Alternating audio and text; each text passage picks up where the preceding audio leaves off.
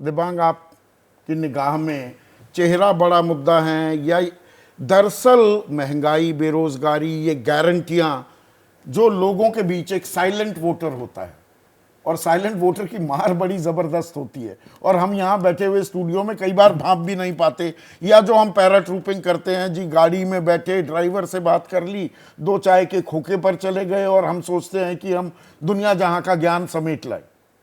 वो silent voter या किन मुद्दों की तरफ आकर्षण दिखा है? कुछ ट्रेंड पकड़ रहे हैं आप इस चुनाव में?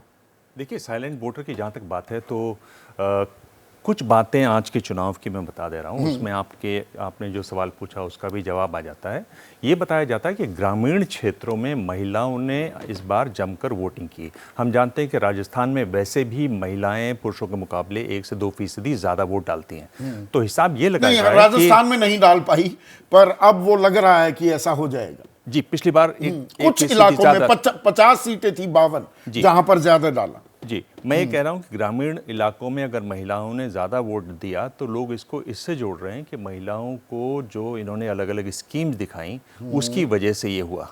अगर ऐसा हुआ तो ये एक पहली बार हम लोग ये साफ देख पाएंगे कि किस तरह से ग्रामीण क्षेत्र और शहरी क्षेत्र वोट करते हैं राजस्थान में, और ये बहुत महत्वपूर्ण होगा। अगर ये देखना करना बहुत जरूरी हो जाएगा। हाँ, जरूरी हो जाएगा और बहुत बड़ा महत्वपूर्ण हो जाएगा। दूसरी जो बात एक बड़ी रोचक निकल कर आई वहाँ पर, वो ये कि कई जगहों पर वोटिंग सरकारी कर्मचारियों ने धीमी और तेज करवाई, और उसका जो असर, बीजेपी ने इसकी शिकायत भी की है, और उसका जो असर है सरकारी कर्मचारी, आप जानते हैं हम लोग कल भी बात कर रहे थे ओपीएस के बारे में, तो सरकारी कर्मचारी बड़े सिंपैथेटिक हैं अशोक गहलोत की तरफ, तो उसका भी असर पड़ेगा अगर बहुत क्लोज फाइट्स जहां जहां होंगी।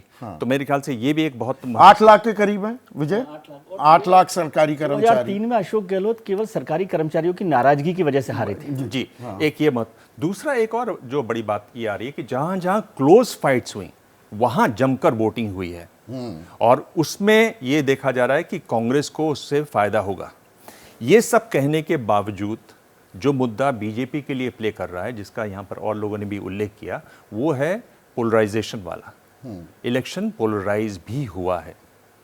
अब ये बहुत रोचक स्थिति बन जाती है कि एक पोलराइज इलेक्शन में फ्रीबीज बांटना, कर्मचारियों की मदद, कैसे लड़ाई होगी। यानी जो आपने अपने आंकड़े दिखाए थे संदीप, और उसमें आपने बाकी सबको हैरान किया अपने आंकड़ों से, कुछ वैसी ही बात मैं भी कर रहा हूँ कि 2 बहुत मजबूत लड़ाइयाँ हैं, और ये कहना बहुत मुश्किल होगा कि किस तरफ किस करबट ऊंट बैठेगा।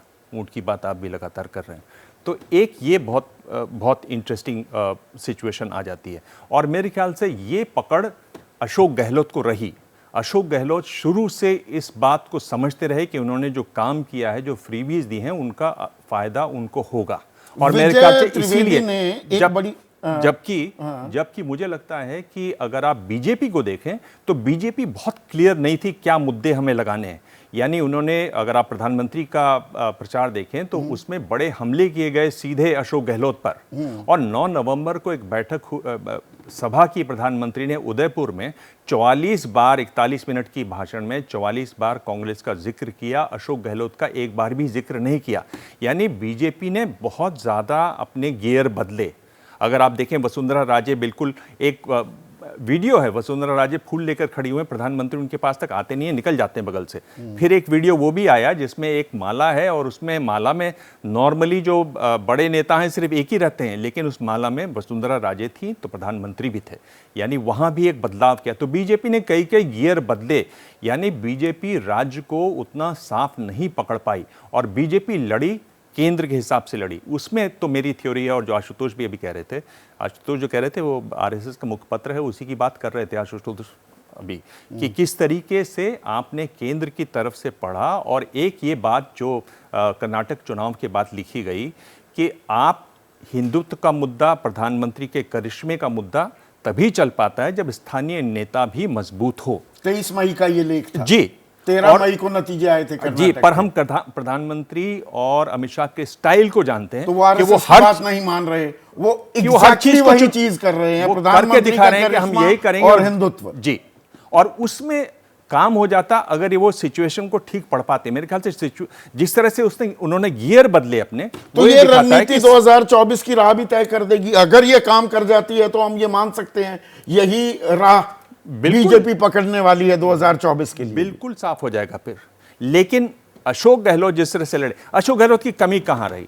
अशोक गहलोत को किसी तरीके से आज भी हमने देखा, जैन से जब बात कर रहे थे अशोक गहलोत, उन्होंने सचिन पायलट का सवाल पूछा, उन्होंने पानी पिया और नमस्कार कह के आगे चले गए।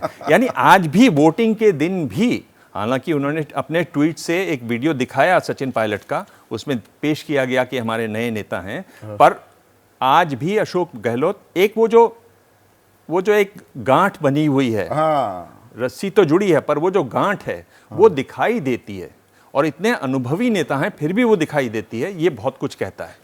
जैसे ही घड़ी का काटा दोपहर 2:30 पे आए, बबीता जी का दिल सास बहू साजिश के लिए मचल जाए।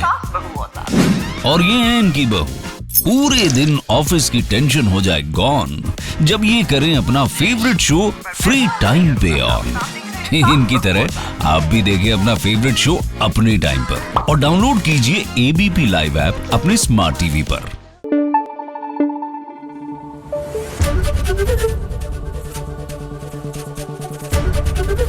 एबीपी न्यूज आपको रखे आगे।